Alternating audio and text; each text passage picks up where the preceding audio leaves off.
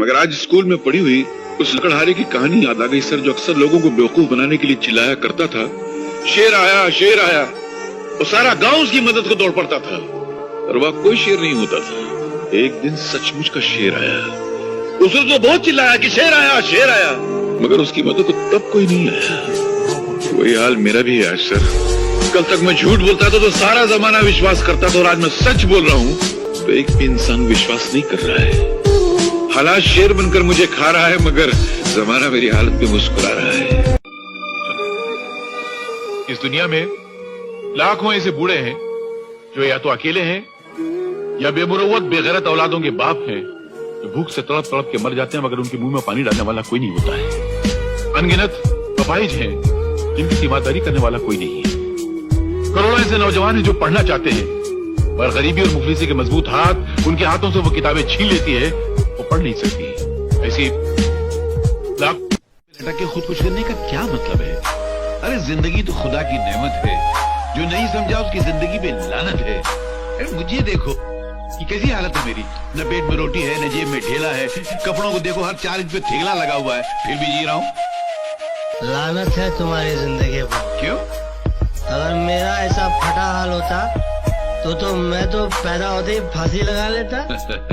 तुम्हारा हाल तो इस वक्त मुझसे 1000 गुना बेहतर है। अरे साला इस संसार में कौन भिखारी नहीं है? सब भिखारी हैं। हम पेट के भूखे हैं, रोटी के पीछे भागते हैं, इसलिए रोटी के भिखारी हैं।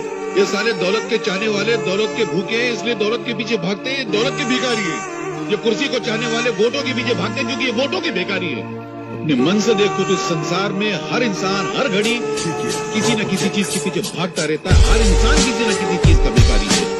सब कितना है कि कोई भिखारी जिसकी तकदीर अच्छी होती है वो अच्छाई बटोर लेता है, और जिसकी तकदीर खराब होती है वो बुराई बटोर लेता है। क्या माँ, गाली तो गरम गरम दे रही हो, चावल बासी दे रही हो।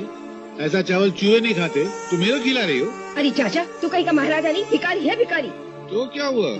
इस संसार को चलाने के लिए राजा और भिखारी दोनों जरूरी हैं। राजा टैक्स लेता है तो भिखारी भीख लेता है। राजा महल में राज करता है तो भिखारी तुम्हारे दरवाजे पे आके फरियाद करता है। राजा इंसाफ करता है तो भिखारी बाकी खाना साफ करता है। तुम्हारे दरवाजे पे आके अगर मैं भीख मांगता हूँ ना, तो तुम मेरे पे एहसान नहीं करती हो, मैं एहसान करता हूँ, मालूम?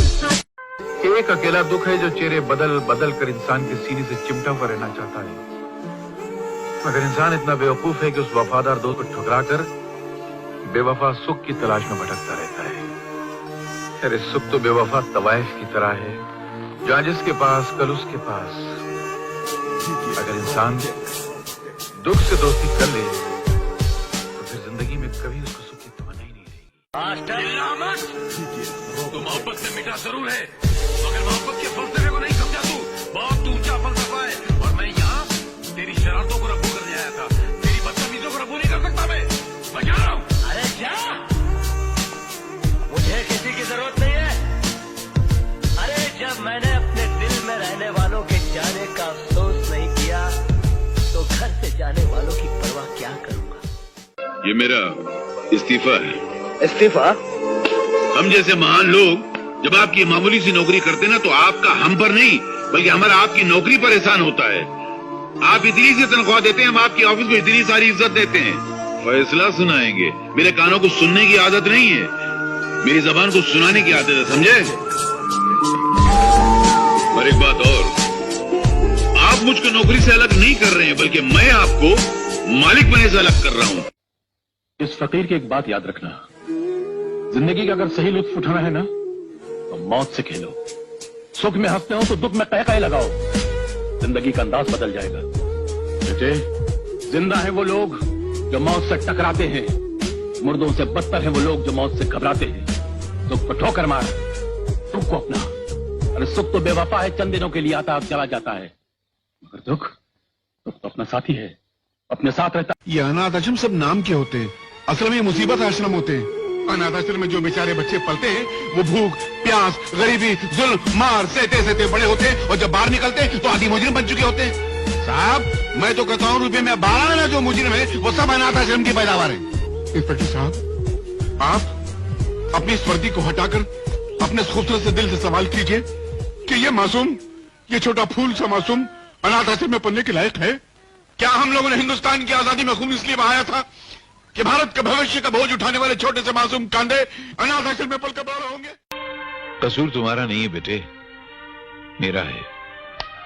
मैंने कांटों को इज्जत की जमीन पर बोकर अपने खून से सींचने की कोशिश की थी, पर मैं भूल गया था कि कांटे सिर्फ जख्म दे सकते हैं, खुशबू नहीं दे सकते। जीते रहो बेटा।